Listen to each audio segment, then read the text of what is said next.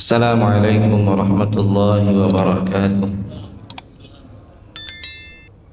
Innal hamdalillah nahmaduhu wa nasta'inuhu wa nastaghfiruh wa na'udzu billahi min shururi anfusina wa sayyiati a'malina. May yahdihillahu fala mudilla lahu wa may yudlil fala hadiya lahu. Ashhadu an la ilaha illallah wahdahu la syarika lahu wa ashhadu anna Muhammadan abduhu wa rasuluhu la nabiyya ba'dah. Allahumma salli wa sallim wa barik ala nabiyyina Muhammad wa ala alihi wa sahbihi ajma'in wa man tabi'ahum bi ihsanin ila yaumiddin. Amma ba'du, faqala Allah subhanahu wa ta'ala: ya ayyuhalladzina amanu ittaqullaha haqqa tuqatih wa la tamutunna illa wa antum muslimun. Ayyuhal jamaah rahimakumullah, Bapak Ibu, adik-adik, hadirin hadirat rahimani wa rahimakumullah. Alhamdulillah, kita bersyukur pada Allah Subhanahu wa taala pada kesempatan di subuh Sya'ban ini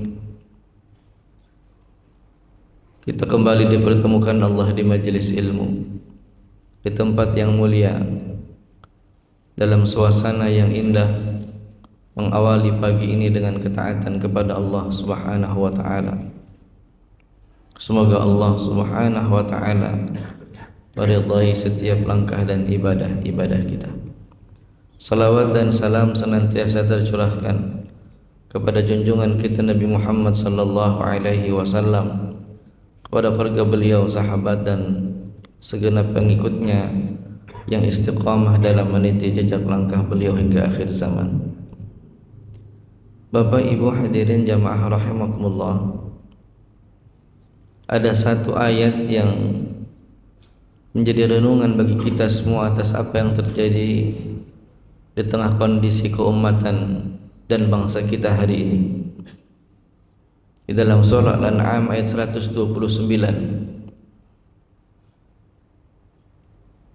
di penghujung ayat, wa kadzalika nuwalli ba'dadh zalimina ba'dan bima kanu yaksibun, dan demikianlah kami jadikan sebagian orang-orang yang zalim itu menjadi pemimpin bagi sebagian yang lain disebabkan apa yang mereka usahakan. Ketika menafsirkan ayat ini, Al-Hafiz Imam As-Suyuti rahimahullahu ta'ala, beliau mengutip sebuah hadis yang bunyinya, kama takunu kadzalika yu'mar alaikum, sebagaimana keadaan kalian maka seperti itulah keadaan pemimpin kalian. Ayat ini bicara tentang Allah akan timpakan kepada sekelompok umat dengan dihadirkannya pemimpin yang zalim, bukan karena Allah zalim, tapi pemimpin itu cerminan bagaimana akhlak rakyatnya. Allah akan timpakan kepada mereka pemimpin yang zalim disebabkan atas apa yang mereka lakukan. Wa kadzalika nuwalli ba'dadh zalimina ba'dan bima kanu yaksibun. Maka kemudian Imam As-Suyuti mengutip hadis ini dalam menafsirkan ayat ini, sebagaimana kama takunu kadzalika yumar alaikum, sebagaimana keadaan kalian maka seperti itulah pemimpin yang akan diberikan kepada kalian. Maka jamaah rahimakumullah, di syarah hadis ini, jika keadaan satu masyarakat, jika keadaan umat di satu negeri itu senang dengan maksiat, maka yang Allah akan berikan kepada mereka adalah pemimpin yang senang maksiat. Jika keadaan masyarakat sebuah negeri itu senang dengan uang sogokan, senang dengan riswah, senang dengan sembako yang diberikan di akhir-akhir menjelang pemilihan, maka kelak yang akan diberikan kepada mereka adalah pemimpin yang senang dengan riswah, senang dengan korupsi, senang dengan iming-iming uang dan sebagainya. Maka demikian pula jika sebuah negeri itu rakyatnya senang dengan berita hoax, senang menyebarkan berita dusta, senang dengan candaan-candaan yang penuh dengan dusta, maka yang Allah berikan kepada mereka kelak adalah pemimpin yang senang berkhianat, senang berbohong, penguasa yang tukang kibul dan pelanggar konstitusi lah yang akan menjadi pemimpin mereka.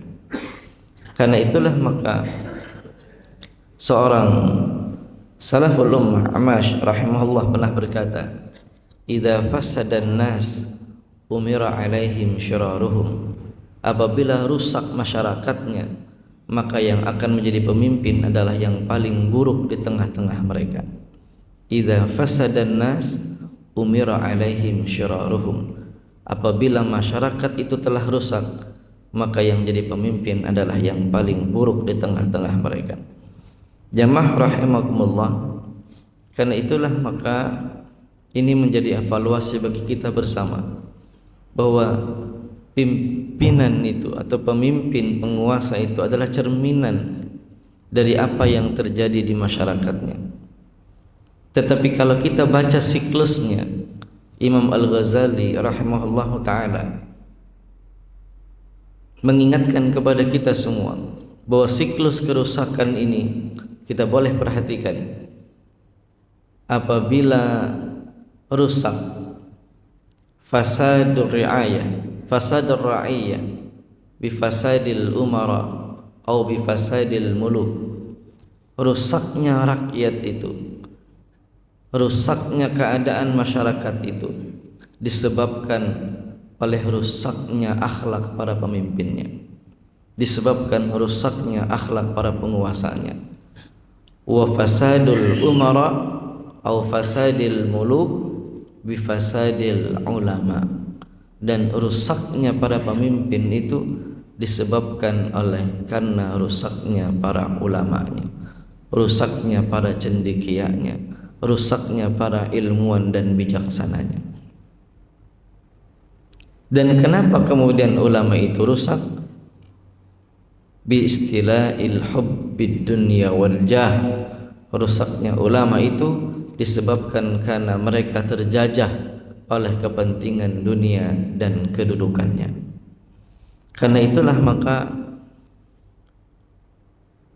menjelang Ramadan ini, sebelum adanya keputusan siapa pemimpin kita, indah jika ada upaya bagi kita semua untuk melakukan taubatan nasuha.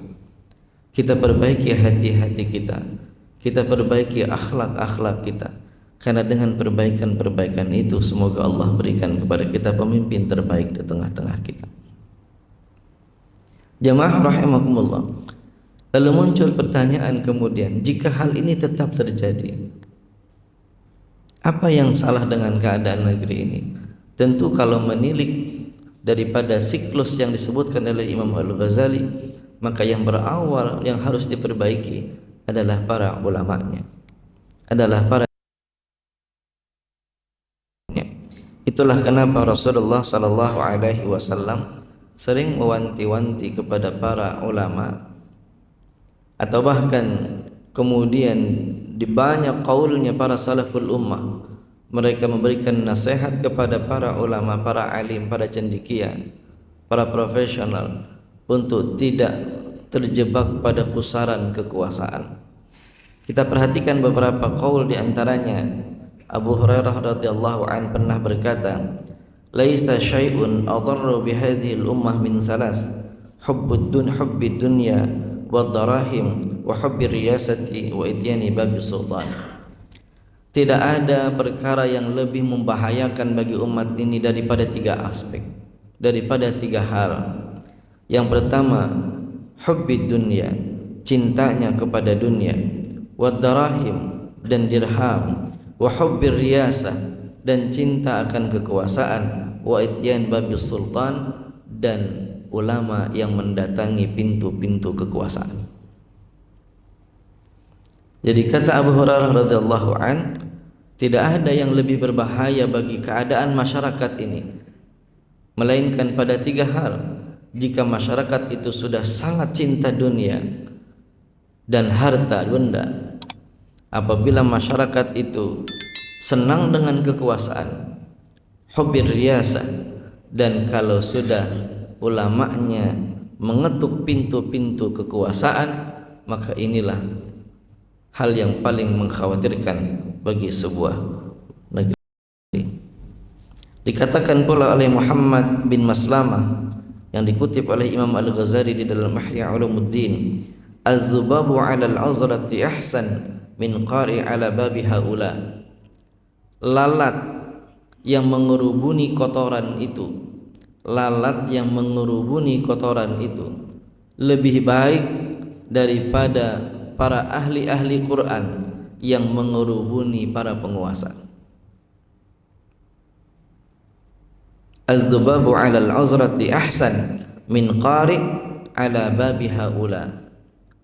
Lalat yang mengerubuni kotoran itu jauh lebih baik daripada ahli-ahli Quran, mereka yang paham tafsirnya, mereka yang memahami agama ini, tapi mereka mengerubuni para penguasa. Dikatakan oleh Al-Imam Maimun bin Mahram, fi suhbati sultani khatran. Ini nasihat beliau kepada para pemimpin dan para ulama. Fi suhbati sultani khatran, in ata'tahu khatirat bidinika, wa in asaita khatirat binafsika, wassalamatu alla ya'rifuka. Kata beliau, mendekati penguasa itu berbahaya dalam dua hal. Jadi berdekat-dekatan dengan kekuasaan itu, ulama, cendekia, arif yang dekat dengan kekuasaan itu, dia berpotensi berada pada dua keadaan yang berbahaya. In ata'tahu khatirat bidinika, kalau engkau terlalu mentaatinya, maka itu akan membahayakan bagi agamamu. Wa in asaita khatirat binafsika, tapi kalau engkau mengkangkangi penguasa, engkau tidak mentaati penguasa, maka engkau akan membahayakan dirimu. Wassalamatu alla ya'rifuka, dan yang paling selamat dalam keadaan itu adalah engkau tidak dikenal oleh penguasa. Seorang ulama kalau ia sudah sangat berdekatan dengan penguasa, kalau ia mentaatinya, terus mentaatinya, memberikan fatwa pembenaran atas setiap perbuatannya, pokoknya asal ulama ini mengatakan A, apabila penguasa ingin melakukan ini, dia minta fatwa kepada penguasa, kepada seorang ulama, lalu kemudian ulama memberikan fatwanya. Apabila si ulama ini selalu mentaati apa yang diminta oleh penguasa, maka itu pasti akan membahayakan agamanya. Tapi sebaliknya, apabila seorang ulama itu menolak permintaan seorang penguasa, wa in asaita, apabila engkau menolak permintaan mereka, menolak meminta fatwa, memberikan fatwa kepada mereka, khatirat binafsika, maka engkau akan membahayakan bagi dirimu. Wassalamatu alla ya'rifuka, maka yang paling selamat adalah engkau tidak dikenal oleh penguasa. Ini nasihat-nasihat indah dari para salaful ummah. Ada pula misalnya dari Imam Abu Hashim di dalam kitab A'lam An-Nubala, beliau mengatakan, inna khairal umara'i man ahabbal ulama, wa inna syarral ulama'i man ahabbal umara.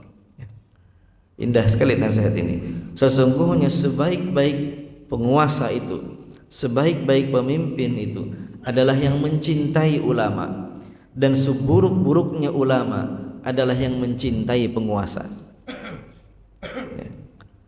Sebaik-baiknya penguasa adalah yang mencintai ulama, tapi seburuk-buruknya ulama adalah yang mencintai penguasa. Inilah yang kemudian semua ini jelas bermuara kepada hadis Nabi sallallahu alaihi wasallam, di mana Nabi sudah mengingatkan, man ata abwaba sultani iftatan, siapa yang mendatangi pintu-pintu kekuasaan, maka dia akan terfitnah. Siapa yang mendatangi pintu-pintu kekuasaan, maka dia akan terfitnah. Jamaah rahimakumullah, lantas apakah kemudian kita tidak boleh mengambil kekuasaan? Tentu tidak demikian memahami qaulnya para salaful ummah. Bukan berarti kemudian umat ini harus a priori dengan kekuasaan. Bukan kemudian kita menjauh dari kekuasaan. Justru umat ini pun dituntut untuk mengambil alih kekuasaan, karena dengan kekuasaan itulah kitabullah dan sunnahnya akan bisa ditegakkan. Bukankah Nabi sallallahu alaihi wasallam sudah mengingatkan, man ra'a minkum munkaran falyughayyir biyadihi wa illam yastati' fa bi lisanihi wa illam yastati' fa bi qalbihi wa dzalika adhaful iman. Dan tidak ada keburukan yang bisa dicegah dengan tangan melainkan dengan tangan-tangan kekuasaan. Tidak ada hal yang lebih efektif dalam mencegah sebuah keburukan di sebuah negeri melainkan dengan jalan kekuasaan. Karena itulah maka hal ini harus difahami, bukan lantas kemudian dengan banyaknya nasihat-nasihat para ulama ini tentang jangan berdekat-dekatan dengan kekuasaan lantas membuat kita menjauh dari kekuasaan. Bahkan ketika Abu Dzar Al-Ghifari radhiyallahu an meminta kekuasaan kepada Nabi sallallahu alaihi wasallam, Nabi kemudian mengatakan, waktu Abu Dzar mengatakan, ya Rasulullah, alla tastamiluni, kenapa engkau tidak memberikan jabatan kepadaku? Ya Rasulullah, kenapa engkau tidak memberikan kekuasaan kepadaku? Maka apa kata Nabi sallallahu alaihi wasallam? Fadaraba ala mankibayya, fadaraba biyadihi ala mankibayya. Maka kemudian Nabi menepuk dengan tangannya yang mulia di atas pundakku seraya mengatakan, faqala ya Aba Dzar innaka dha'if, wahai Abu Dzar, sesungguhnya engkau ini orang yang lemah. Nabi paham betul karakteristik setiap sahabatnya. Beliau sangat memahami kondisi, psikologi, latar belakang, kemampuan, kapabilitas setiap sahabatnya. Dan ini pemimpin terbaik yang pernah ada di muka bumi, Rasulullah sallallahu alaihi wasallam. Bagaimana beliau memposisikan setiap sahabat sesuai dengan kemampuannya. Maka ketika Abu Dzar Al-Ghifari mempertanyakan keadaan dirinya yang tidak pernah diangkat oleh Rasulullah sallallahu alaihi wasallam dalam semua unsur jabatan, apakah itu sebagai kepala pengawas Baitul Mal, apakah sebagai penguasa kota di satu wilayah, apakah sebagai panglima, tidak pernah Abu Dzar mendapatkan itu. Lalu dia tanyakan hal itu kepada Nabi sallallahu alaihi wasallam, kenapa ya Rasulullah, ala tastamiluni? Maka kemudian dia mengatakan, innaka dha'if, engkau ini orang yang lemah. Lemah dalam hal ini bukan lemah secara agama, bukan lemah keilmuannya, melainkan lemah karena ketidakmampuan dalam melakukan manajerial yang dilihat oleh Rasulullah sallallahu alaihi wasallam kepada diri Abu Dzar. Wa innaha amanah, wahai Abu Dzar, sesungguhnya yang engkau minta itu adalah sebuah amanah. Wa innaha yaumul qiyamah khizyun wa nadamah, dan sesungguhnya kekuasaan yang engkau minta itu adalah pada hari kiamat nanti merupakan sebuah kehinaan dan penyesalan. Illa man akhadhaha. Nah, ini kita perhatikan. Jadi kata Nabi, sesungguhnya kekuasaan itu, jabatan itu pada hari kiamat nanti ia pasti akan menjadi penyesalan dan akan menjadi sesuatu yang paling menghinakan bagi dirinya. Illa, kecuali kata Nabi, illa man akhadhaha bihaqqiha, kecuali yang mengambilnya dengan cara yang benar, wa addal ladzi alaihi fiha, dan melaksanakan amanah itu dengan benar. Dengan demikian maka kalau kita perhatikan hadis ini, kekuasaan itu bukan tidak boleh diambil, ia boleh diambil. Memang cenderung kekuasaan itu berimplikasi kepada keburukan, bahkan ia akan menjadi hal yang paling disesali pada hari kiamat, yang paling menghinakannya pada hari kiamat. Tetapi kemudian Nabi mengatakan, sungguhnya kekuasaan itu memberikan dampak positif dengan dua syaratnya. Kekuasaan itu akan memberikan maslahat bagi umat ini dengan dua syaratnya. Syarat yang pertama adalah ia harus diambil dengan cara yang benar. Illa man akhadhaha bihaqqiha. Ia harus mendapatkannya dengan cara yang benar, bukan dengan cara yang curang, bukan dengan cara yang culas, bukan dengan cara yang manipulatif, yang menggelembungkan data, yang menutupi data musuhnya, data kompetitornya, yang melakukan berbagai macam tindakan kejahatan untuk mendapatkan kekuasaannya. Maka siapa yang mengambil dengan cara yang demikian itu tentu termasuk khizyun wa nadamah. Yang kedua, kalaupun ia sudah mendapatkan itu dengan cara yang benar, maka syarat yang kedua, wa adalladzi alaihi fiha, maka ia harus melaksanakan amanah itu dengan cara yang benar. Dan kebenaran itu hanyalah dengan kitabullah dan sunnah rasulnya. Artinya ia melaksanakan amanah itu dengan menyandarkan setiap keputusan dan kebijakannya dengan kitabullah dan sunnah rasulnya. Hanya dengan cara itulah maka kekuasaan akan mendatangkan kemaslahatan bagi kehidupan. Jika tidak, maka apa yang hari ini banyak diperebutkan oleh orang, bahkan tidak sedikit diantaranya yang sebetulnya dhaif, yang sebetulnya lemah, yang tidak punya kapabilitas untuk memikirkan urusan umat ini dan menjalankan amanah yang berat ini, menanggung amanah 285 sekian juta manusia di Indonesia ini, bukan perkara sederhana ya. Ini bukan untuk lawakan, ini untuk bukan candaan, ini bukan amanah yang enteng, yang sederhana. Bahkan kita sebagai suami saja itu sudah memiliki amanah yang besar hanya untuk menyelamatkan istri dan anak-anak kita dari siksa api neraka. Istri kita tidak ditanya tentang anak, tentang suaminya, tapi seorang ayah pasti ditanya tentang anaknya dan ditanya tentang istrinya. Karena itu tanggung jawab seorang ayah, seorang suami sangat berat dan sangat besar. Ini yang ditanggung baru istri dan anaknya.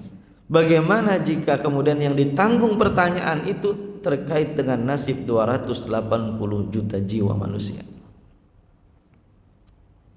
Karena itulah maka ini bukan hal yang bermudah-mudah untuk mengambil kekuasaan kecuali ia betul-betul berada di jalan kebenaran. Jamaah rahimakumullah, karena itulah maka kalau kita kembali kepada siklus ini harus kita putuskan segera. Bagaimana cara memutusnya? Adalah dengan memperbaiki diri-diri kita. Kita perbaiki akhlak kita, kita perbaiki ibadah kita. Lebih-lebih kita menjelang Ramadan nanti, betul-betul kita bertaubat dengan taubatan nasuha. Ramadan syahrul maghfirah.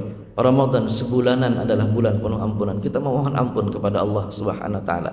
Kita mohon ampun betul-betul kepada Allah Jalla wa Ala atas segala apa yang telah kita lakukan selama ini, dengan harapan mudah-mudahan dengan bersihnya jiwa-jiwa kita, dengan banyaknya masyarakat yang memohon ampun kepada Allah Subhanahu wa taala dan berikhtiar untuk memperbaiki dirinya, semoga Allah hadirkan kepada kita pemimpin yang terbaik di tengah-tengah kita. Kita tidak ingin tentu pemimpin yang dihadirkan adalah pemimpin yang culas, pemimpin yang penuh dengan kecurangan, pemimpin yang tidak memberikan kemaslahatan, pemimpin yang justru memberikan kemudaratan. Namun jika hal ini masih terjadi, tentu bukan Allah yang harus kita persalahkan, bukan Allah yang menakdirkan keburukan, melainkan bima kanu yaksibun, atas apa yang telah kita perbuatlah Allah hadirkan hukuman bagi kita semua. Ikhwani fiddin jamaah rahimakumullah, karena itulah Ramadan harusnya dijadikan sebagai puncak hari pendidikan nasional, karena di sebuah wadah yang besar inilah, Ramadan yang mulia inilah puncak di mana kita diharapkan menjadi orang-orang yang muttaqin. Bukankah tujuan pendidikan nasional kita itu Bukankah dalam undang-undang pendidikan kita, bukankah dalam undang-undang 45 semuanya mencantumkan bahwa tujuan pendidikan adalah menjadikan masyarakat bangsa yang beriman dan bertakwa. Dan Ramadan telah ditahbiskan oleh Allah Jalla wa'ala sebagai bulan untuk membangun ketakwaan. Dijadikannya kita melaksanakan ibadah puasa. Kutiba alaikumusiyam kama kutiba alal ladzina min qablikum la'allakum tattaqun. Bukankah tujuan takwa inilah yang ingin dicapai dalam pendidikan kita? Maka mudah-mudahan kalau saja Menteri Pendidikan ini faham dengan undang-undangnya, harusnya Ramadan dijadikan sebagai bulan pendidikan.